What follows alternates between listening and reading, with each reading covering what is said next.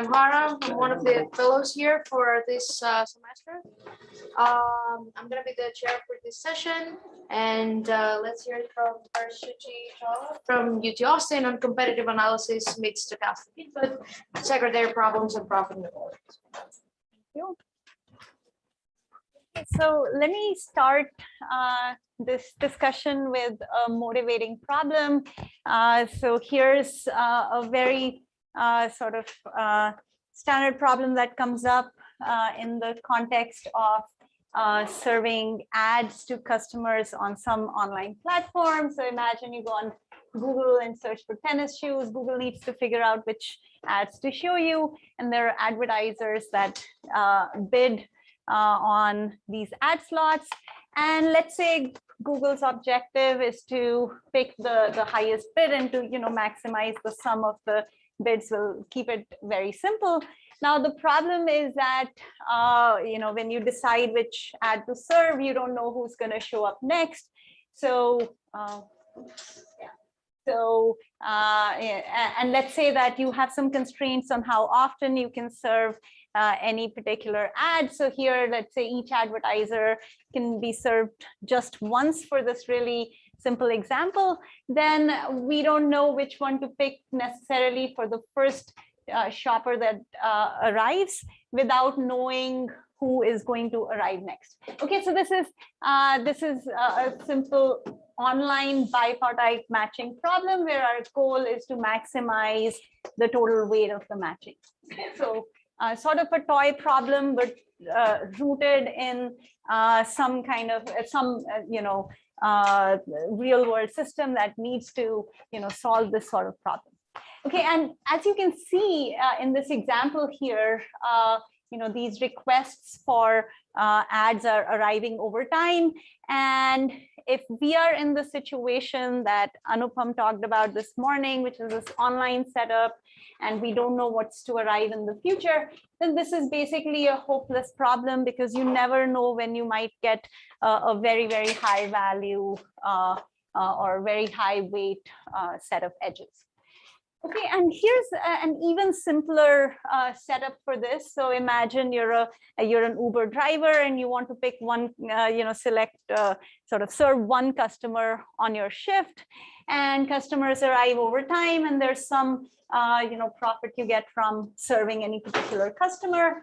And if they arrive in an online fashion, as soon as you pick one, your shift is done, but you sort of need to make this decision of accept or reject when each customer arrives without knowing who else will come in the future.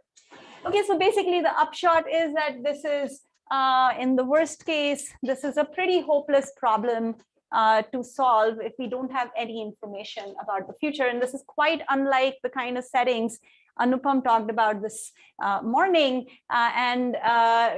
he very briefly pointed out this difference between sort of covering problems in the online context and packing problems. So this is a packing problem, and it's basically hopeless without any further information.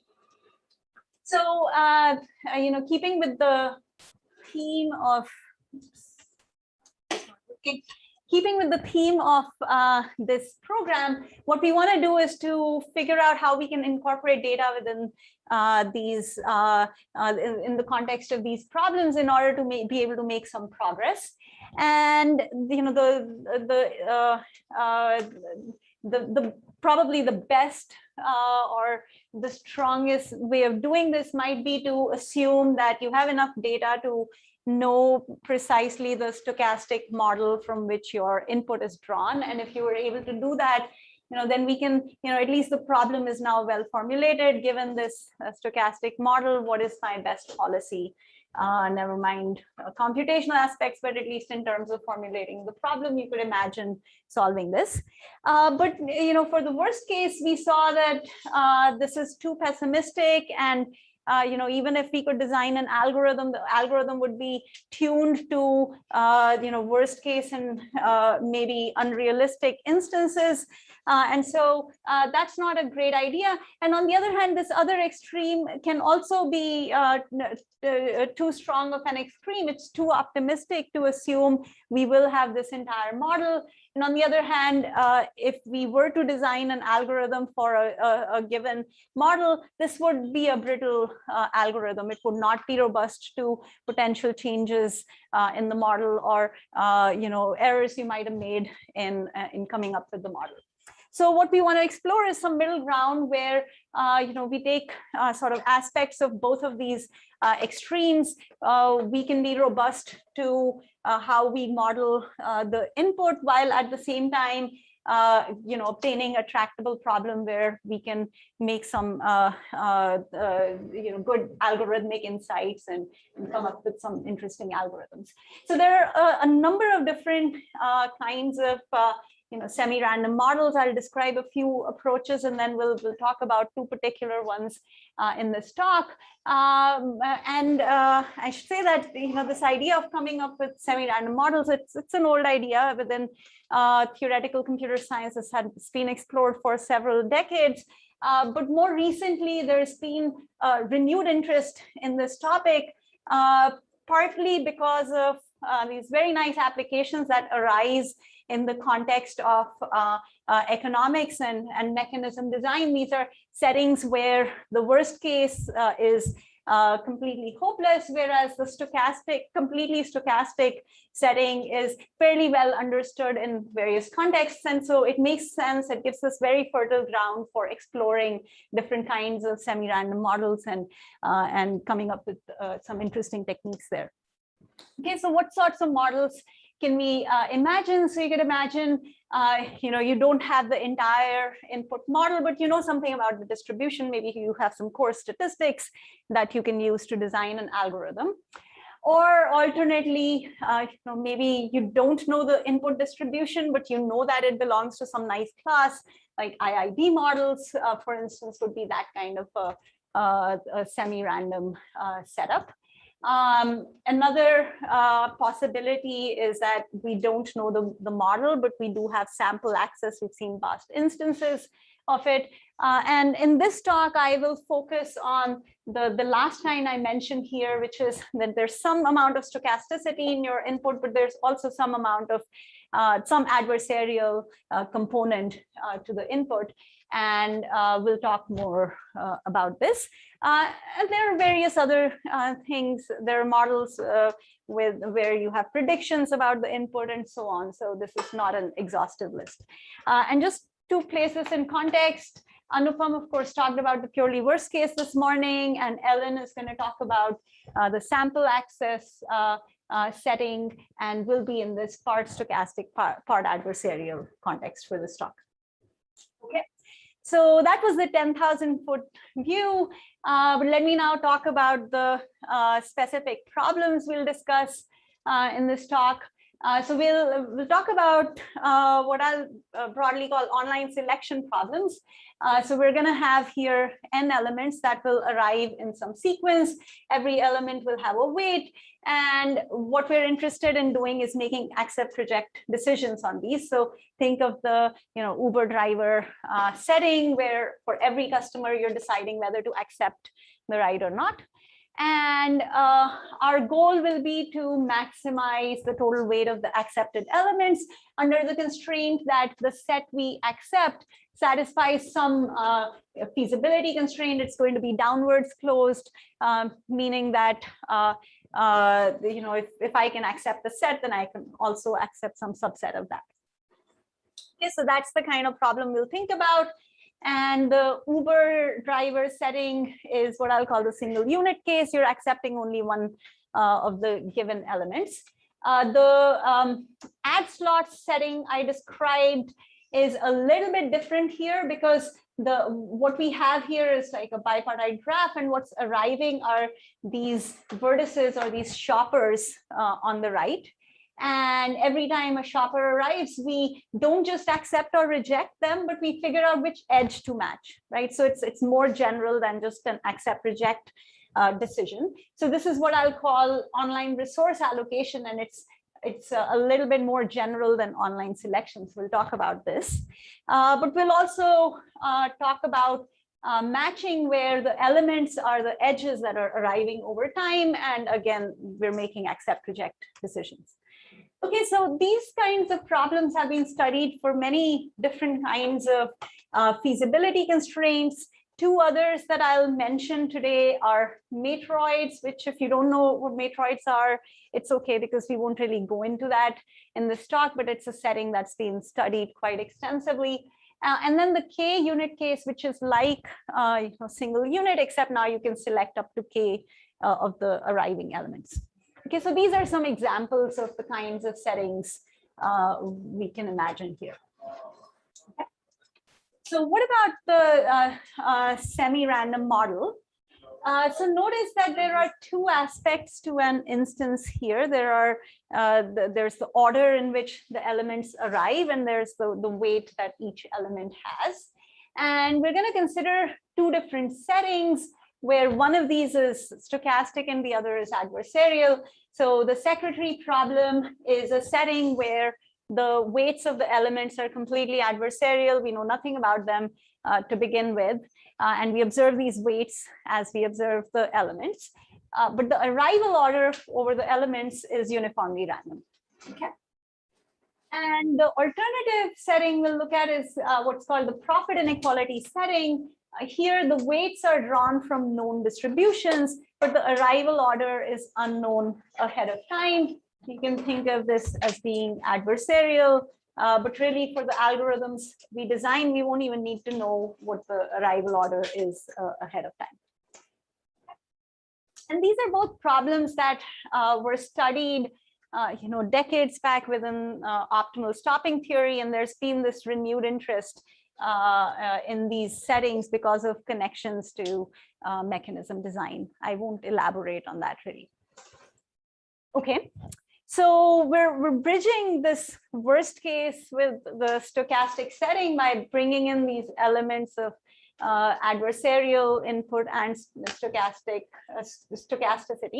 So we're still going to continue to use the concept of competitive ratio to measure the quality of our algorithms. So this time around, we'll again take the ratio of the optimum to the algorithm. And this I'm calling this benchmark hindsight opt, because hindsight opt is an algorithm that can view the entire input and in hindsight figures out what to have done.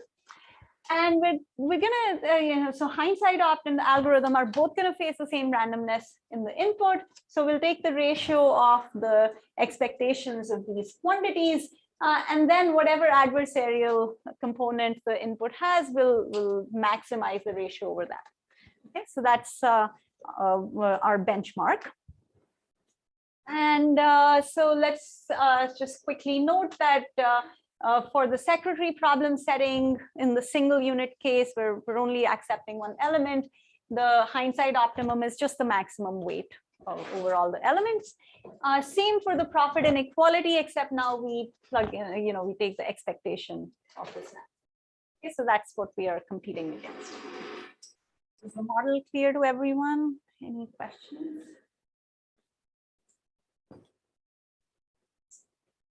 Okay, and so the upshot is that I said that in the purely worst case setting, these problems are hopeless, but it'll turn out that under these part stochastic, part adversarial models, these turn out to be quite tractable, and they'll admit constant competitive ratios in many different settings. And so what I want to do in this talk is to give you just some an overview of some of the different techniques that go into developing these algorithms and what the analyses look like. Okay, so we'll start with the profit inequality setting, and we'll start with the simple single unit case. And so here's just a little example, to understand what the instance looks like. So we know that we're going to get, let's say, 3 elements, and we know ahead of time that that the first element is going to have a weight which is 1 with 1/2 probability and 2 with 1/2 probability. For the second element, we have a different distribution over weights. We know this distribution as well. The third element, we know the distribution. Okay, and the question we're asking is, when the first element shows up, its weight is instantiated, we observe the weight, so maybe this turns out to be 2, and the question is, should we accept it or not? Okay, knowing this model for the future arrivals. Okay, and then maybe at this point we decide to reject it, and we go to the second element, and it gets instantiated as 1, should we accept it or not, and so on. Okay, and one of the things you can see immediately is, if I know the order in which the elements are arriving, I can, figure out what my policy should be by doing backwards induction.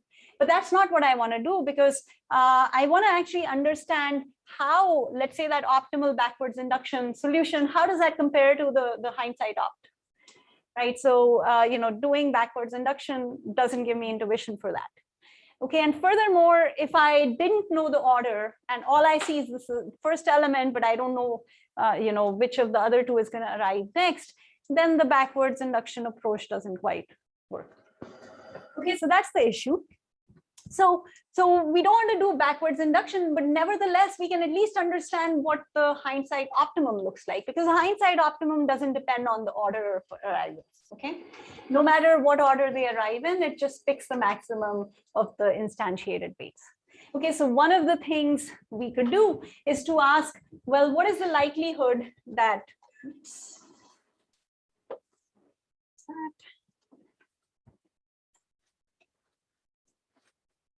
okay, so one of the things we could ask is, what is the probability that the hindsight optimum selects the first guy or selects the second guy or the third guy?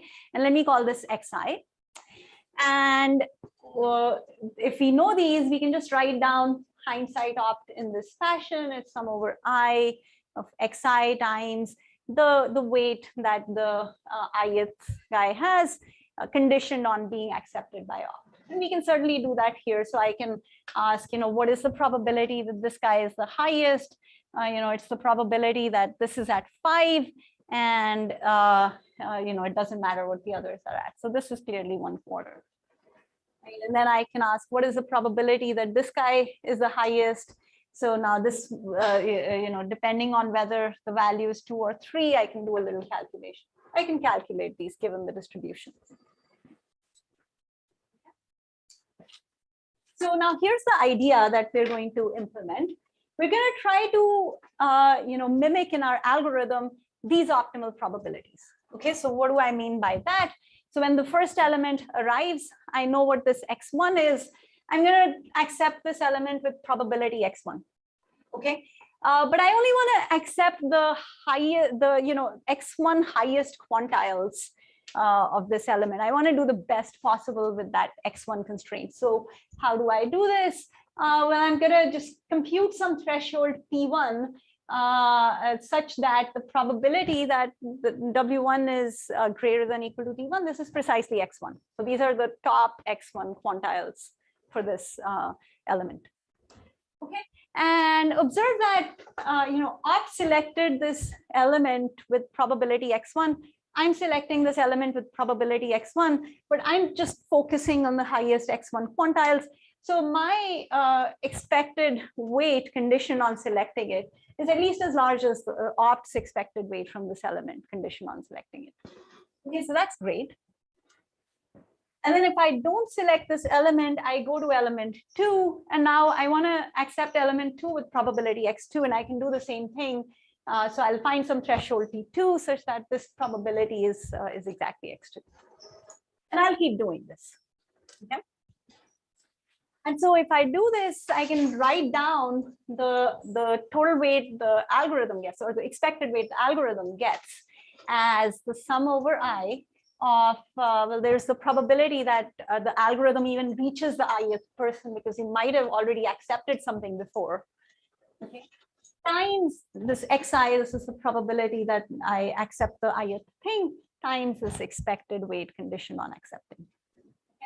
And we already said that this quantity is at least as large as that quantity up there. Okay, and so really then the question is, this term here, what can I say about this term? What is the probability that the algorithm is even going to reach the ideal? Okay, and in general, this quantity could be very tiny. So for instance, if x1 is like 90%, okay, you're happy that you just like opt, you accept the first person with 90% probability, but maybe x2 is so let me just write this down. So if let's say my example was such that x1 was 90% and x2 was 10%. I accept the first guy with probability 90%. So the second one, I get to it with probability, 10%, and then I accept it with probability 10%. So this is much smaller than this potentially. Okay, so that's a problem. So I can't quite directly compare the two quantities. Okay, so what can we do to fix this? Well, it turns out that there's a really simple fix to this. So instead of accepting the ith element with probability xi, I'm going to leave some probability on the table for future elements. I'm only going to accept it with probability xi over 2. Okay, and I'll adjust my thresholds accordingly. And now my thresholds are higher. So it's still the case that conditioned on accepting the element, I'm doing better than opt. But now what happens is, if you think about element I, before this element, there was an xi or x1 over 2 probability of having stopped at the first step, and then an x2 over 2 probability, so maybe less than that, of stopping at the second step, x3 over 2 for the third step, and so on. And so the total probability that I stopped before getting to element I is no more than this sum here, which is at most 1/2, because the xi is sum up to 1. It's the probability that opt selects element I. So just by leaving this 1/2 on the table, I'm assured that I'm going to reach every element with some constant probability, and this term becomes at least 1/2.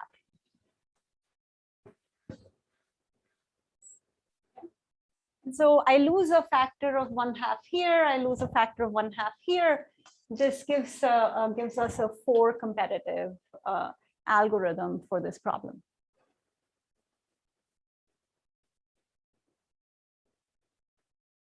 Yeah. And in fact, we can make this analysis a little bit tighter, so I can adjust the thresholds in such a way that for any element I, the probability that we reach the element and accept it, that entire event, happens with the probability xi over 2. So what I'm going to do when I reach element I is I'll compute the probability that I actually got there, given what I saw before. And I'm going to, so let's say this is alpha I, I'm going to set the threshold so that my probability of acceptance is now xi over 2 alpha I, so that these terms now they multiply to give me xi over 2. This is the probability I reach I times the probability I accepted condition on reaching I. And as before, this alpha I is at least 1/2. Okay, so in fact, condition on reaching element I, I'm accepting it with probability no more than xi. So the expected weight I get from element I conditioned on accepting it is still higher than what opt gets. Okay, and so this gives us at least 1/2 of what we have up there.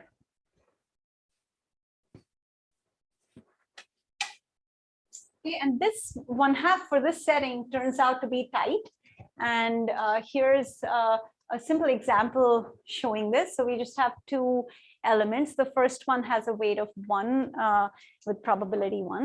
The second one has a weight of 1 over epsilon with probability epsilon and 0 otherwise. And now it doesn't matter whether you decide to accept or reject the first element. If you accept it, you get a weight of 1. If you reject it in expectation, you still get a weight of 1 from the second guy. But the optimum is going to take the second element with probability epsilon when its weight is 1 over epsilon. And with probability 1 minus epsilon, it's going to take the first element. So it's going to have expected weight close to 2. Again, so what do you mean by probability of reaching? So what I mean is I haven't accepted someone else before. Okay. Okay, so basically what's going to happen is, you see the first guy, if you accept the first element, the process ends because you can only accept that. No, it's at least half.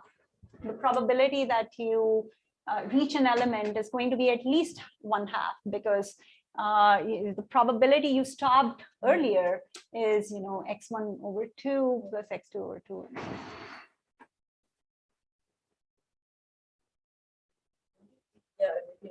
Yeah.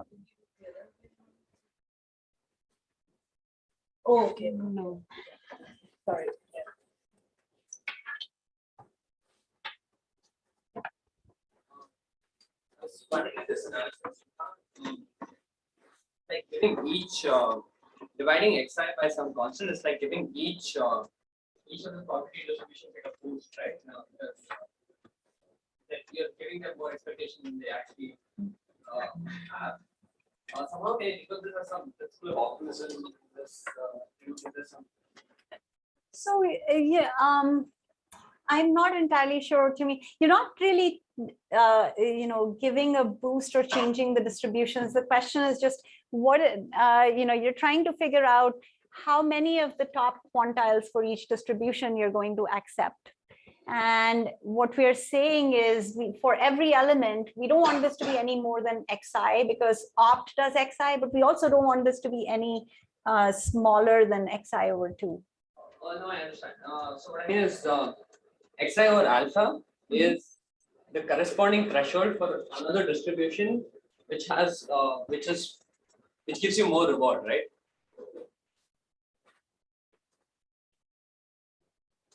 Okay. Shifting it up, like shifting the threshold down, maybe shifting mass upwards. Yeah, so so you could ask, what if I accept each element with probability exactly xi, right? So this is what you're saying. So instead of xi over 2, I do xi. So yeah, I mean, one could try to play around with this, and I'm gonna describe just a general scheme for this, but I'm not sure what you mean by boosting distribution. Maybe we can talk about it separately.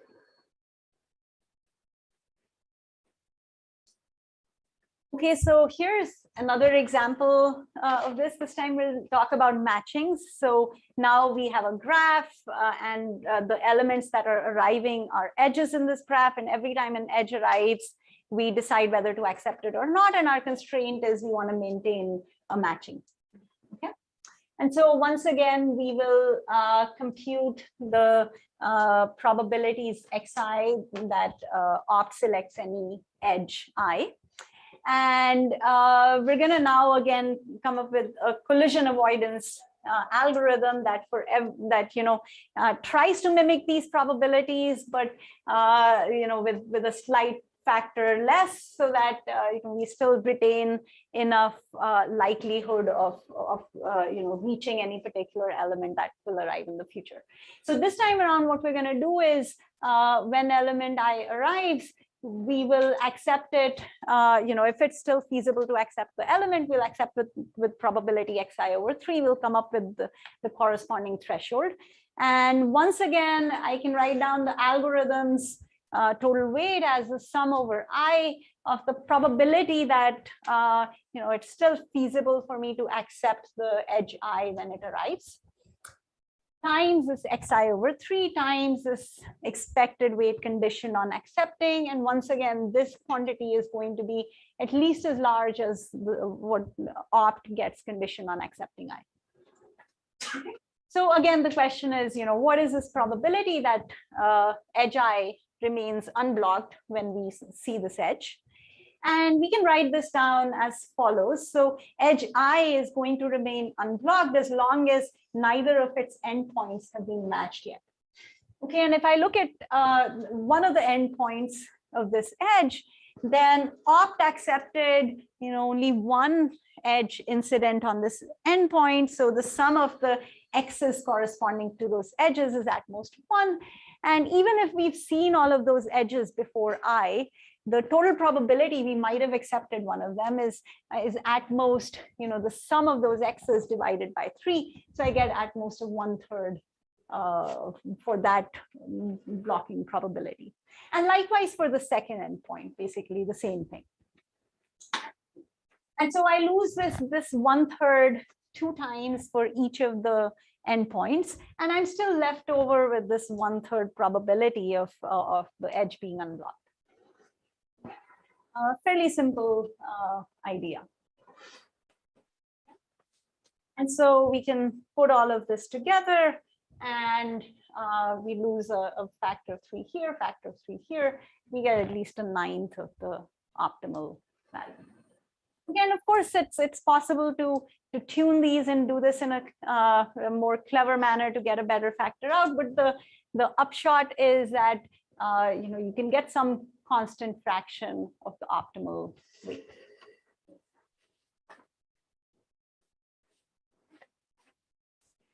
And so all of this hints towards a more general approach for solving these kinds of problems. And this is what's called an online contention resolution scheme. And I'll describe what this is.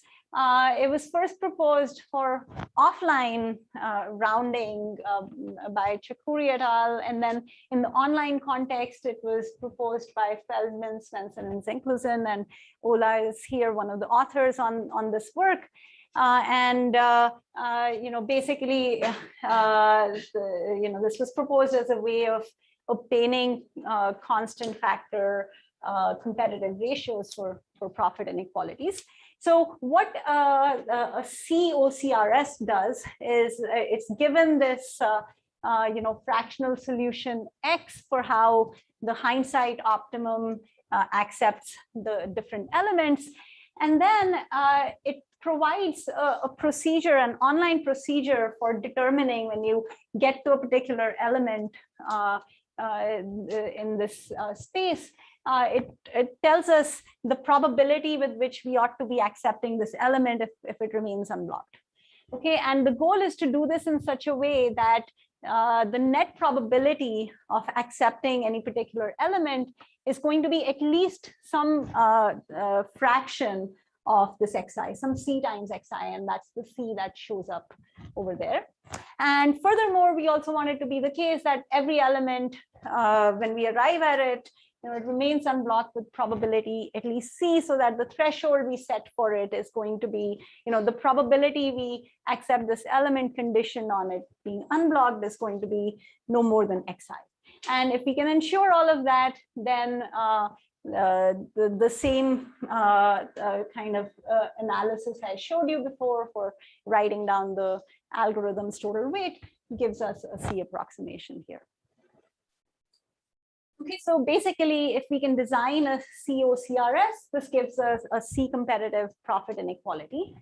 And these have been studied for many different feasibility constraints. Here are 2 examples. So Alay showed that if you have if you can accept up to k elements, then you can design this OCRS so that you get a 1 minus 1 over root k plus 3 fraction of the total weight. And note that when k is 1, this is precisely 1/2.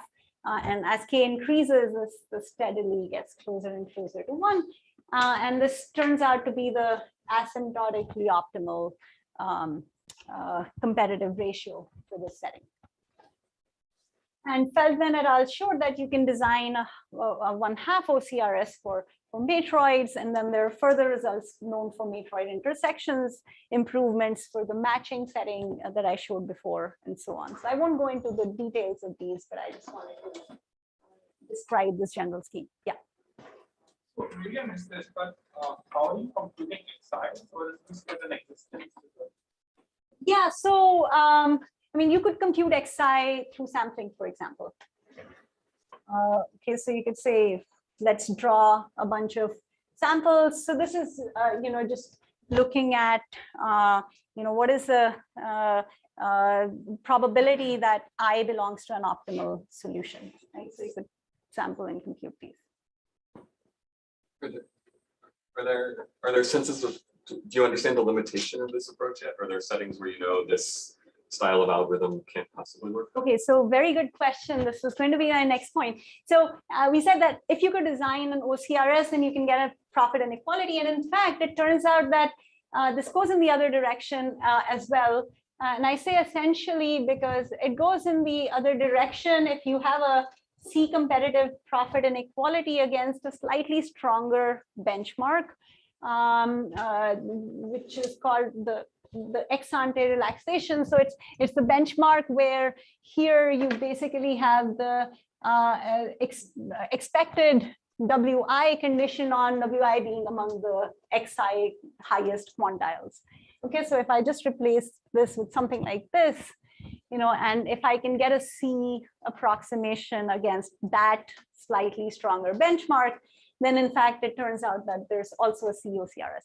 So these are essentially equivalent, and designing profit inequalities is basically the same thing as designing an OCRS. And just to clarify, COCRSs always are C competitive against that stronger benchmark we just Yes. Because I could basically, just replace, so it's really like the corresponding term as this one.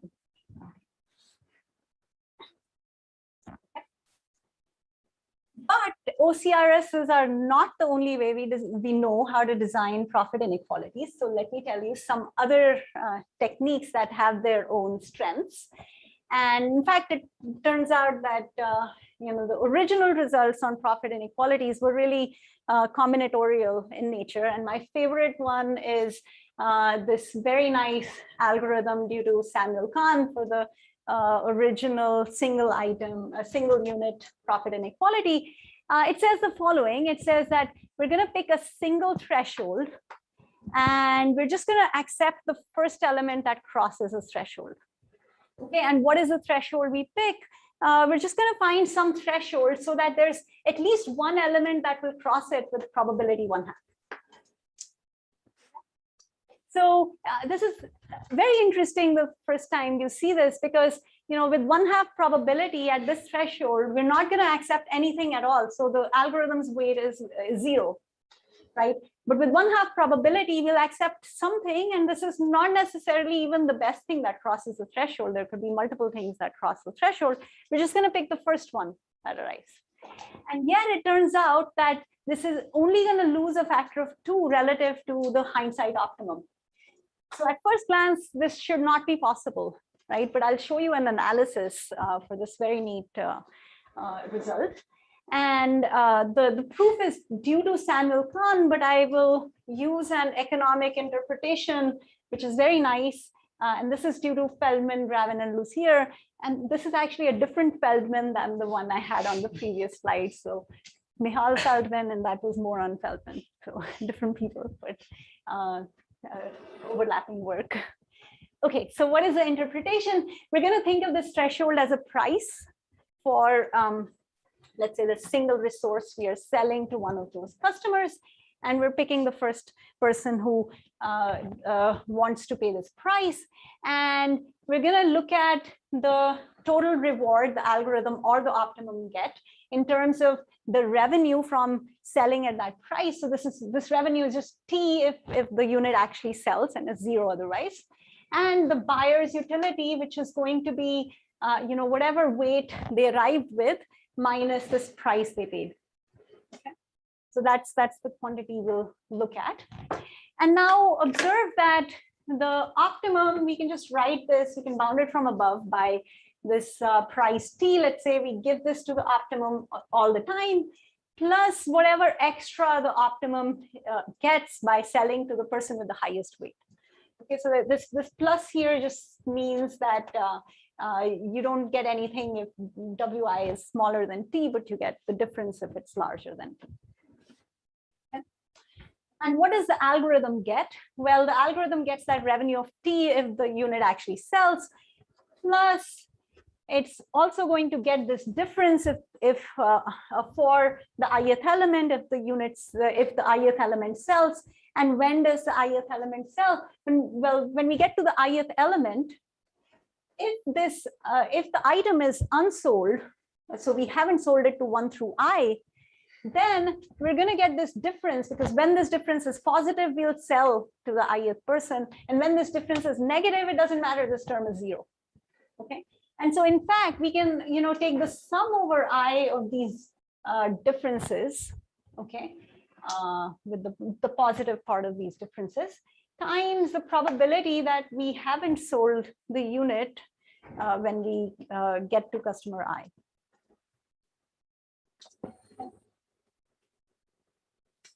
Okay, and now here's the really neat trick. So by the way, there's an implicit assumption here, which is that so I'm not writing expectations. I really should be writing expectations everywhere. But also we're going to use the fact that this event that the unit hasn't sold yet is independent of the weight of the ith person. So those are all independent distributions, and that's important here. But now here's the real neat trick. Well, the probability that the unit hasn't sold yet is at least as large as the probability that the unit doesn't sell at all. Okay, so it's still unsold until the end. And that's why we picked that 1/2 here. We want the unit to remain unsold until the end so that we have enough of a chance of getting to everyone. And it's in some ways similar to the OCRS I showed you before. And so we can write it in this manner, and we can really, this is the same quantity for every I, so we can really pull it out. And now each of these probabilities, the probability that we sold the unit or didn't sell, each of these is 1/2.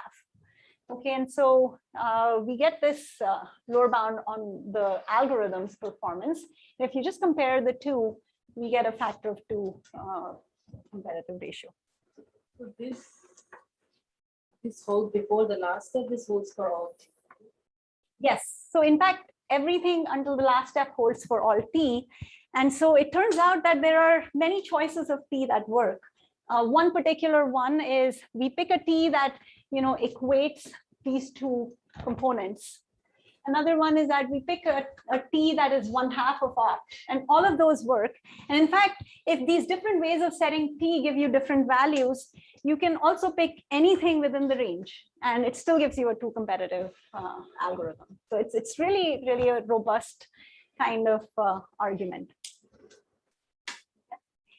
And there's, I showed you the heavy hammer of using an OCRS, but there are nice benefits of using this sort of a combinatorial approach, because it gives a single static threshold.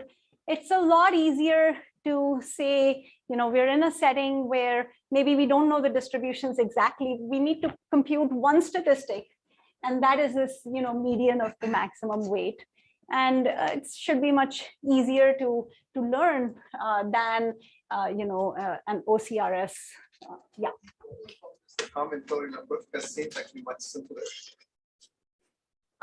Combinatorial in the sense that it didn't rely on sort of what I'm thinking of as the LP formulation of the problem. So there was some ex ante, fractional relaxation of the problem that gave us the X's for OCRS. And so I'm thinking of that as sort of a, rounding type of approach. So combinatorial relative to that. But also we'll see, extensions of this to other more combinatorial settings. And the threshold is just the median of max. It's just the median of the maximum weight. Yes. And it also has these nice fairness and incentive properties. So everybody faces the same threshold, right? We don't pick different thresholds for different elements. So that's kind of nice. Okay, and it's possible to extend this to more general settings. So for the K unit case, one way to extend this is to say that instead of looking at this probability, we can look at the number of elements that cross the threshold T. And let's say we set this, so we want this number to be about k, but we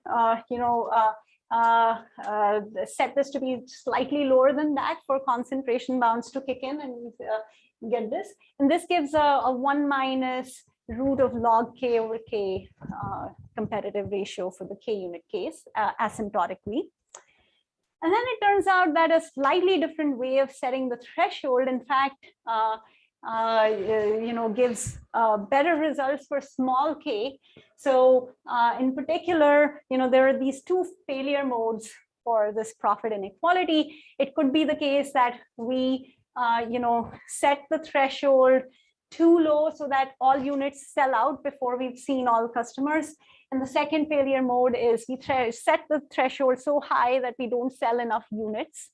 Okay, and so if you look at the expected fraction of units unsold, that's one failure mode. And then the probability that all units are sold out, that's the second failure mode. And it turns out that if we equate these two for any given instance, then this gives the exactly optimal way of setting the static threshold, the single threshold for any k, even for small k, and it has the same asymptotic performance as this one here.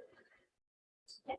But you'll notice that we don't do as well as Allay's OCRS. So there's a gap, in fact, between what a single threshold for all elements can do and what this adaptive threshold that Allay gave can do. Yeah. So this the last result you mentioned is optimal for k. Yes. Or setting a threshold, that for threshold-based algorithms, or for static thresholds, yes, where you pick a single threshold. Yes. so the hidden constant is optimal. Or like in the Yes. So this gives some let's say alpha k, right? And asymptotically, the alpha k is that value, but in fact, it starts at 1/2 and increases gradually, and that is optimal for every k. Yeah. So, the downside of static thresholds is they're not always optimal. Okay, but sometimes we know them to be optimal.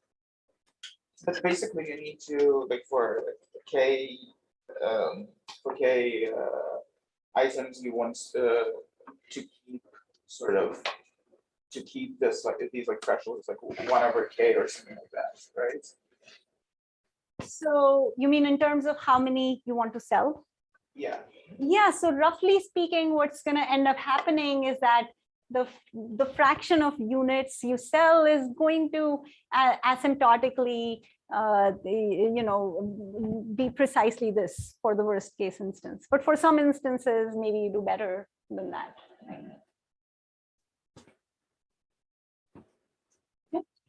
And then there's a different extension of Samuel Kahn's approach that I want to mention, and this is due to Kleinberg and Weinberg for the matroid setting, and they looked at the following extension. So I said here that you could set the threshold to be 1/2 of this expected maximum weight. And Kleinberg and Weinberg suggest the following approach for setting the threshold for element I. They say, well, let's look at the opportunity cost of accepting this element. So meaning we could ask, what is the expected value hindsight optimum could collect this point onwards if I accept element I versus if I don't accept element I. And you can look at the difference of those, and that's the opportunity cost of accepting I. And if you set the threshold to be 1/2 of that, they call these balanced thresholds. This turns out to give a true approximation for general matroids matching the OCRS, and this is also optimal for matroids, of course. Okay, so this is not static thresholds, but it's a nice extension, and we'll see this come up again when we talk about online resource allocation. Questions at this point?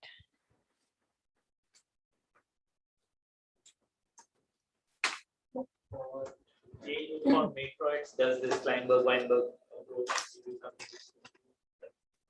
No, so this approach is not going to give you better than 2 for any setting. Yeah. It's like inherently it loses a factor of 2.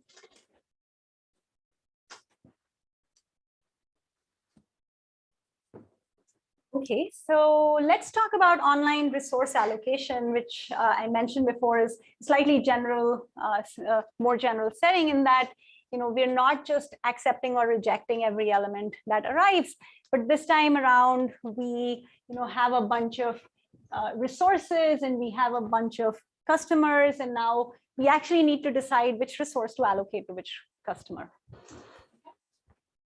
So one way of thinking about this is, instead of in this matching setting, instead of getting, an edge at a time, I'm now getting, subsets of edges at a time. So the setting is easier than the matching profit inequality I talked about before.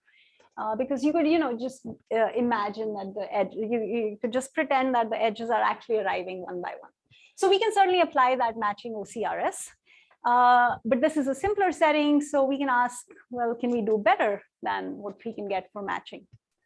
And it turns out that we can, and I'll describe this very nice algorithm due to Feldman, Gravin, and Lucier, and it's also a direct extension of Samuel Kahn's work based on the balanced thresholds idea. So what we're going to do is we're going to set a price for each item. So I'll index items by I, customers by J, and Wij is the weight of the edge Ij. And we're going to set a price for each item. And this is just going to be half of the expected contribution of item I to the optimum. So again, I could imagine computing the hindsight optimum, and I could ask, well, what is the expected weight of the edge that got matched to I in that hindsight optimum? And that's that quantity. Okay. And then what I'm going to do is when every customer arrives, I'm going to match them to the item. So J is the arriving person. I'm going to match them to the item that maximizes this difference. So recall that on a previous slide, I called this the utility of the customer. And this is precisely what it is. They're going to maximize their value for the edge minus the price for the corresponding item over whatever is remaining at the time they arrive. Okay. So in terms of, this has very nice economic properties, right? So, I have prices and I let the customers do what they want at those given prices, and I just let the process run at that point, like in this greedy fashion. And on the one hand, I said that, we have more information here than the matching profit inequality. But on the other hand, the algorithm is giving up all of this control by letting the shoppers, choose what they want to do. And yet it turns out that we'll be able to match the factor of 2 for the single item profit inequality using this, and using much of the same style of analysis that we saw for Samuel Kahn's result. So this is a really, really nice approach. Yeah. I was just going to ask, the exact expression looks a little more like the Kleinberg-Weinberg like threshold. Yes. Like, is there some interpretation where you also yes, this was indeed inspired by Kleinberg-Weinberg's approach, and this and they have a balance condition that they define, and that carries over to this setting and to much more general settings. I'll very briefly mention, but Thomas is somewhere in the audience, and there he is, and his work sort of makes that connection very explicit, and it's nice. Okay, so how do we analyze this? Well, let's look at the contribution item I makes in the optimum and in the algorithm, and there should be expectations all over, but we'll be a little imprecise about that. So let's say that I'll call the item that customer I is assigned to in the optimum, I'll denote it by J star of I. And then when I'm going to look at what happens to item I in the algorithm. So we'll again write this as the price for item I times the probability itself, plus we're going to just look at the contribution from its matched customer J star of I when J star arrives. So when J star arrives, if item I hasn't sold yet, then J star has the option of purchasing item I. Okay, and they would get this utility from doing so. Okay, now, J star might go ahead and decide to purchase something else. They'll get at least so much utility from purchasing that something else, and we'll just attribute this to item I. So whatever utility a customer gets in my algorithm will actually get attributed to the item they were matched to in opt. And so this is the contribution of item I to the algorithm. And now from here onwards, it again becomes straightforward, because when I take expectations, this becomes the probability that item I didn't sell when its matched customer arrived, which is at least as large as the probability that it doesn't sell at all. And remember that TI was half the contribution of I to opt. So essentially, this quantity is at least as large as TI. So I get this TI in both the places, and the probabilities add up, and I get half the contribution of I to the optimum. So there are a few details that are under the rug here, but this is essentially what happens.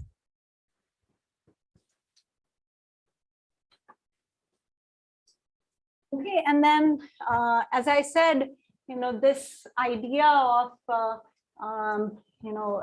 balanced prices, this extends to a number of different settings. You could imagine a bunch of resources where customers have combinatorial preferences over these resources, and now you can ask, well, can I again come up with a pricing based online allocation algorithm? And turns out that in many settings you can. But most settings, you do need some kind of subadditivity in the preferences of the buyers. Shuchi, one question. Yeah. In this setting, could you also do the case when, like, you have general matrix on the left-hand side, not only partition matrix? Here you have like an item arriving, and you get to see all that just to partition matrix. Could you imagine like the general matrix on the left and still get? So yeah, that's a good question. Yeah, I don't know. So you're saying, yeah, what's being looked at is sort of different kinds of value functions that will determine what choice people make, but they can have sort of different subsets of resources as potential allocations. So as far as constraints go, I don't know if general matroids how they might impact the problem. So something I'd need to think about. Yeah. I'm pretty sure it works. So I've thought about this, and it's pretty straightforward. Okay. This can be extended. Yeah, so I guess what Ola is asking is if so we'll have to make it precise in some way, right? Because the whole point here is that you have multiple resources, so and multiple ways of satisfying each request is the key thing here. So we'd have to somehow merge that with the feasibility constraint of whom can you satisfy. So questions? You mentioned duals. So are there any known results for small inventories or multiplicities? And yeah, so this is like a small point at the bottom. So I wanted to point out that normally when you see this kind of quantity, the utilities show up in certain sort of market design and pricing settings. The prices come from duals. Here the prices very much don't come from duals. They're much, in fact, in general, they're going to be much larger than dual prices, but with large multiplicities and additional assumptions, sometimes dual prices work.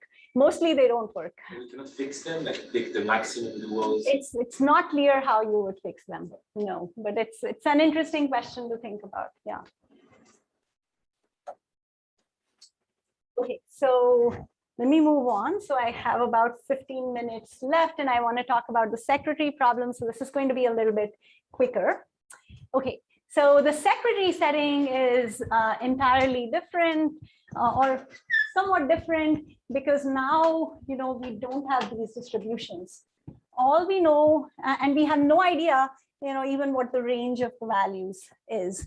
All we know is that these elements are going to arrive in uniformly random fashion. And so in some way, pretty much the only thing you can do is to observe a few elements to get a sense of what the spread of values is. Right, and so that's what a typical algorithm for the secretary problem looks like. It's going to, just observe for the first few elements and not take any action. And it's going to use these to learn the instance essentially. And then from that point onwards, it's now going to move into an exploit phase. Okay, so for the single unit setting, for instance, you could reject the first n/2 elements. And then, that gives you a sense of what the largest weight is. And now you're going to, in the exploit phase, basically pick the first thing that exceeds that threshold. And one can see that here the probability that the algorithm picks the largest weight, this happens at least in the event where you happen to see the second highest element among the first half, and then the highest element in the second half, because in this case, your threshold is going to be the second highest weight. And then the only thing that crosses this threshold will be the highest weight element. Okay, so, very loose analysis, of course, but this event happens with probability at least 1/4. And so, the optimum, of course, gets the largest weight. We get this with probability 1/4. So this is a 4 competitive algorithm. But you can do quite a bit better. It turns out that the optimal thing here is to stop the explore phase at n/e elements, and then you can also provide a tighter analysis, and this gives an e-competitive algorithm. Okay, and now of course the questions we should be asking. So some of the colors don't show up, but the design parameters here are, how long should we be exploring? What quantity or statistic do we want to learn in different contexts? How should we run the exploit phase? What kind of algorithm do we want there? And you could imagine, multiple iterations of explore and exploit. And in different contexts, different combinations of these work. So for instance, if we're in the K unit setting, then it's sufficient to just explore for a much shorter phase, because if K is large enough, very quickly we get a high confidence estimate of the largest values. But in fact, one can do better. So Kleinberg showed that if you do this explore exploit idea in geometrically increasing phases, where in every phase you're going to learn a threshold from the previous phase and then pick all the elements that cross this threshold in the next phase. And done the right way, this gives a 1 - 1/√k competitive algorithm. For general matroids, here's one approach. You try to, just figure out the right weight range to pick elements in. And again, we're going to select just a single threshold and greedily try to pick as many elements as we can that cross that threshold. And one can show that if it's a rank K matroid, then this gives a log of K competitive algorithm. And one of the tantalizing questions in this on this topic is whether there's an O of 1 competitive algorithm for general matroids in this case. And there's been a lot of work on this. Constant competitive ratios known for special matroids, but the best known for general matroids is a log K. And I was just told this morning that there's been a nice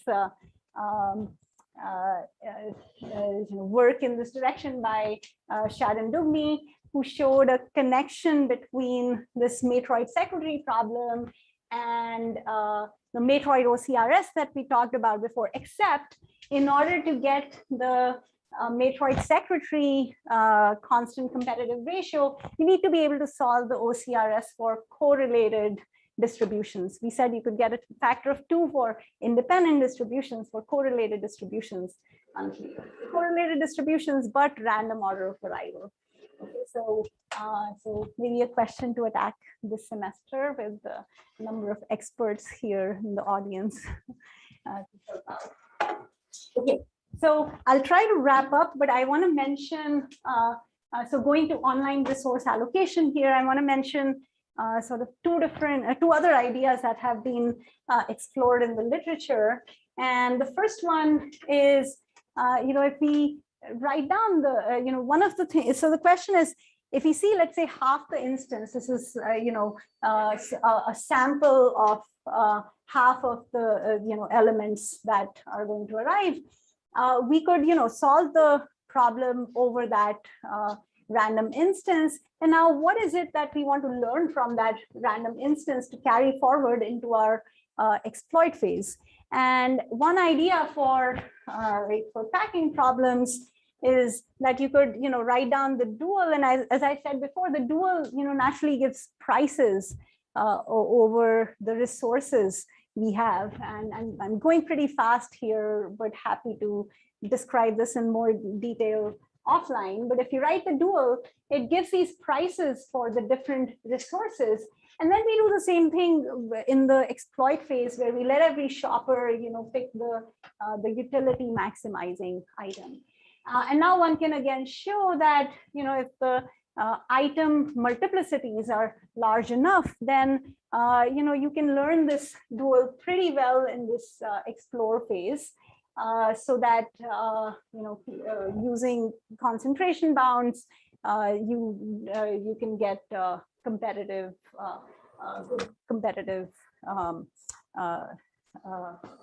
solutions from the exploit phase. Okay. So that's the dual learning approach. And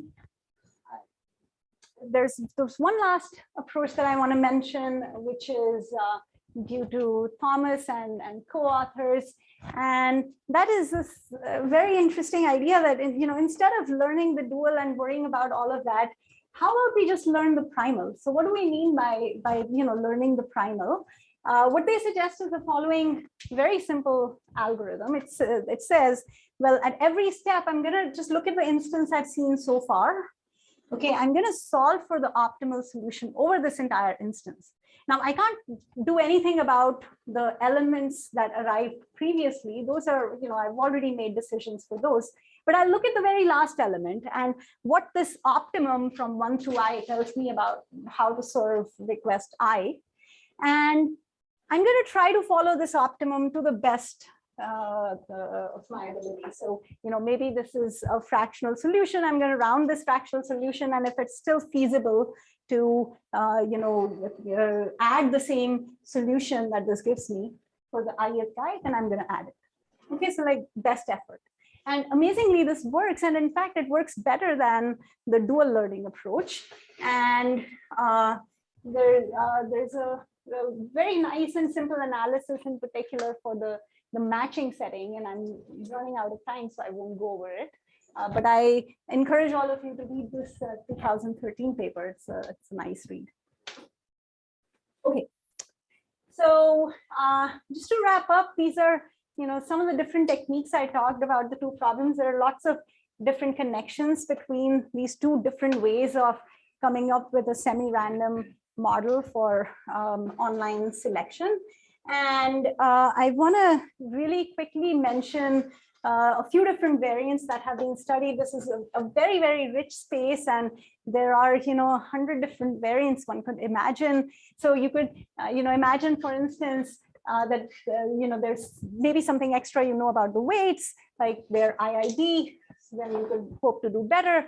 Or maybe you weaken some of the assumptions, weights are correlated. I'm going to throw up a bunch of references here, and they're far from exhaustive, and a lot of the authors are sitting right here. So I apologize in advance if I miss your relevant work, but there's a lot of beautiful work done very recently on this topic. Then there's settings where you have sample access to the distributions. You could imagine playing around with the order of arrival. So maybe instead of adversarial order of arrival, you're actually allowed to choose the order in which you observe the elements. So this would be a best order profit inequality. Or there's work that looks at constraint settings where the order is not fixed, but you have some constraint on how you can visit the elements. Non-uniform distributions over orderings. And then there's this nice model that combines aspects of profits and secretaries called profit secretary. So the weight distributions, but also the elements arrive in random order. There are nonlinear objectives that have been looked at, stochastic departures. There's just a lot of work in this area. And then I want to also mention a few other broader directions. So these kinds of models of random arrival of requests or known distributions have been studied for a number of other optimization problems. One other very neat direction is settings where you can actually pay some cost to find out how a distribution is instantiated, and these are called Pandora's box problems. Or you can probe some of the random components for free, but you have some constraint on which ones or how many you can probe. And those are also really interesting directions. And that's it. I'll take questions. Thank you.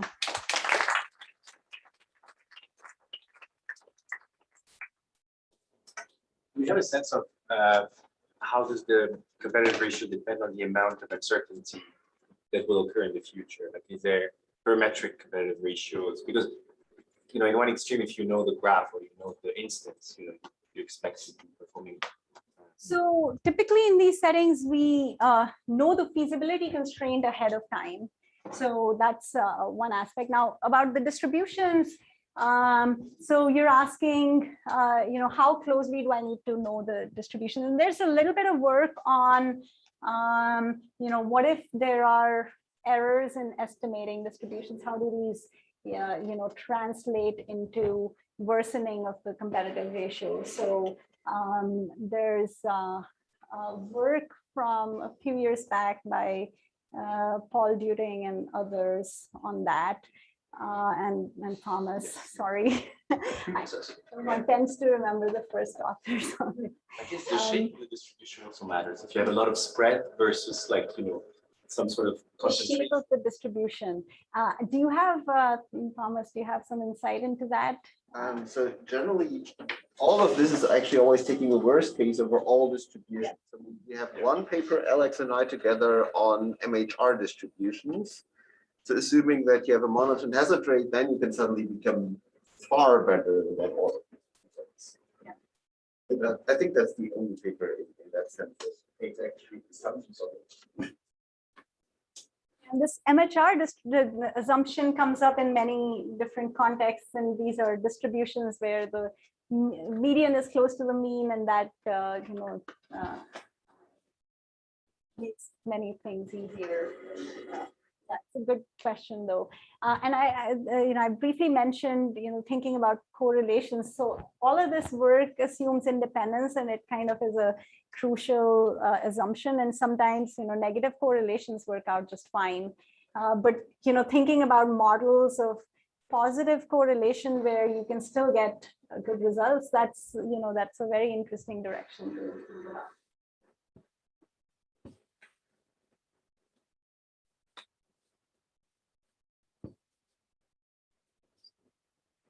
Thank you.